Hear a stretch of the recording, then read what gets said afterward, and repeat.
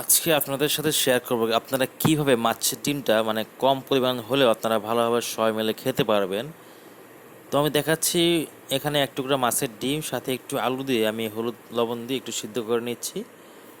সিদ্ধ হতে আমাদের বেশিক্ষণ সময় লাগবে না, আমাদের মোটামুটি 5-7 মিনিটেই সিদ্ধ হয়ে যাবে আর কি। তো এরপরে পেঁয়াজ কাঁচামরিচগুলো কুচি করে নিচ্ছি, এর সাথে আমরা এটাকে মিক্সিং করব এক পর্যায়ে আর কি। তো ভালো করে কুচি কুচি করে নিতে হবে যেন আপনার বেশি বড় বড় পেঁয়াজ না থাকে।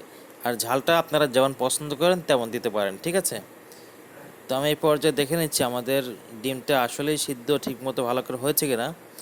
যেহেতু এখন মাছের ডিমটা অবশ্যই ভালো করে সিদ্ধ করে নিতে হবে, যেহেতু যেন ভিতরে কাঁচা না থাকে। তো আমি ডিমটাকে আপনি কাঁটা চামচ দিয়ে আমি এটাকে ফেটিয়ে নিচ্ছি, যতটুকু সম্ভব আমার পক্ষে ছোটো ছোটো করে নেওয়া আমি এটা করে নিচ্ছি। তো এটা ভালোভাবে হয়ে গেলে দেন আমি এটার সাথে আলুটা মিক্স করে দেব। আগে দেখতেছি আলুটা ভালোই সিদ্ধ হয়ে গেছে। তো মিক্স আপনি করতে পারেন অথবা চাইলে আপনি এখানে এটা দিয়ে ঝুরি ঝুরি করে নিতে পারেন আর কি। তো আমি এটাকে ঝুরি ঝুরি করে নিচ্ছি এই পর্যায়ে। আপনারা চাইলে স্ম্যাশ করেও জিনিসটাকে করতে পারেন, তো আমি এটাকে ঝুরি ঝুরি করতেছি আমার নিজের সুবিধার্থে। এরপর এর সাথে পেঁয়াজ, মরিচ, হলুদ, তারপরে জিরা, ধনিয়ার গুঁড়ো একসাথে মিক্স করে লবণের গুঁড়ো দিয়ে দিলাম। সামান্য কিছু হলুদ দিয়ে দিলাম, সামান্য কিছু গরম মশলাগুলো দিতে পারেন, এটা আপনারা নাও দিতে পারেন না দিতেও পারেন। আবার টমেটো সস, যেটা আপনাদের অপশনাল, আপনারা দিতেও পারেন নাও দিতে পারেন, অথবা চাইলে আপনারা একটু সামান্য লেবু রসও এখানে অ্যাড করতে পারেন। হ্যাঁ, যদি লেবু রস না থাকে তো আপনারা সামান্য ভিনেগার অ্যাড করতে পারেন। আমি ভালো করে এটাকে মাখিয়ে নিচ্ছি।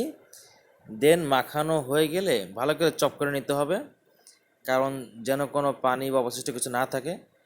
এরপর আমি কিছু প্রয়োজন মতো আমি এখানে একটা ডিম ফাটাবো এবং এটা কর্নফ্লাওয়ার অ্যাড করব। ডিমের ভিতরে সামান্য লবণ দিয়ে দিলাম স্বাদ মতো।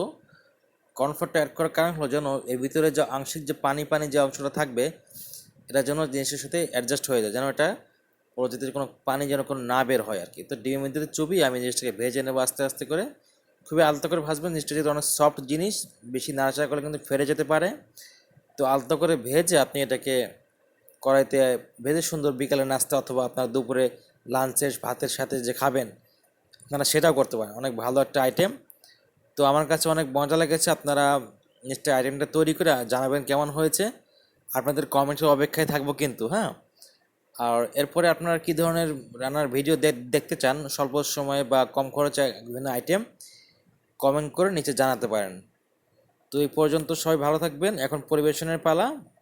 আপনারা দেখতেই পারতেছেন যে কালারটা কেমন হয়েছে, অসাধারণ সুন্দর কালার হয়েছে। এটা কিন্তু যদি কেউ না বলে বা যদি কেউ মুখে না দেয় তো বোঝার কিন্তু উপায় নাই যেটা আসলে আলু চপ বা এই ধরনের কিছু একটা আর কি, হ্যাঁ। কিন্তু কামড় দেওয়ার সাথে দেখেন কি সুন্দর সফট, ভেঙে দিচ্ছি, একটু সস দিয়ে খেয়ে দেখেন,